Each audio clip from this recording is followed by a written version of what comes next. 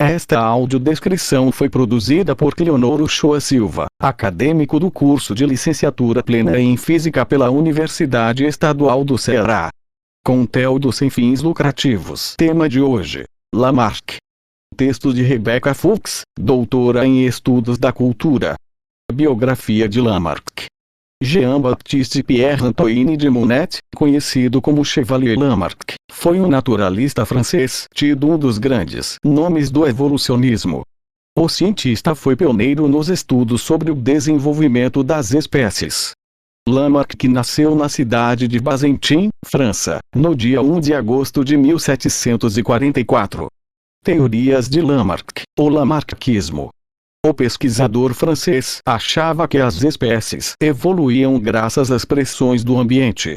Isto é, os seres eram obrigados a reagirem aos estímulos dos meios e se adaptarem à nova realidade.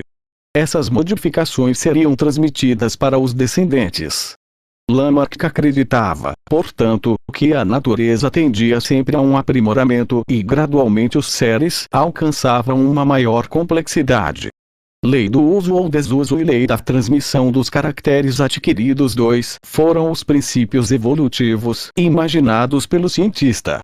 A primeira lei, a do uso ou desuso, pregava que os seres se adaptavam ao meio. O uso de determinadas partes do corpo fazia com que órgãos específicos se desenvolvessem.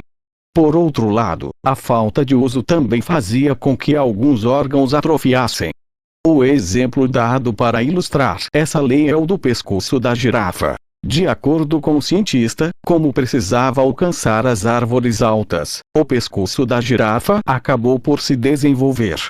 A segunda lei, a da transmissão dos caracteres adquiridos, prega que essas mudanças passariam de geração em geração aos descendentes. Os invertebrados. Foi Lamarck o responsável pela criação do termo invertebrados. Antes dele, os animais eram identificados apenas como insetos. Também foi o pesquisador que categorizou os conjuntos arachnida, crustácea e annelida. A carreira do cientista.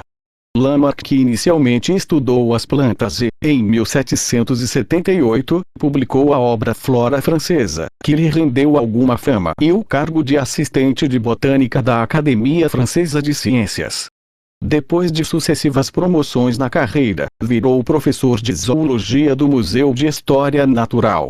O reconhecimento maior do cientista, no entanto, foi póstumo e surgiu depois de os seus trabalhos terem sido lembrados por grandes pesquisadores como Charles Darwin. Principais obras de Lamarck. Flora Francesa, 1778.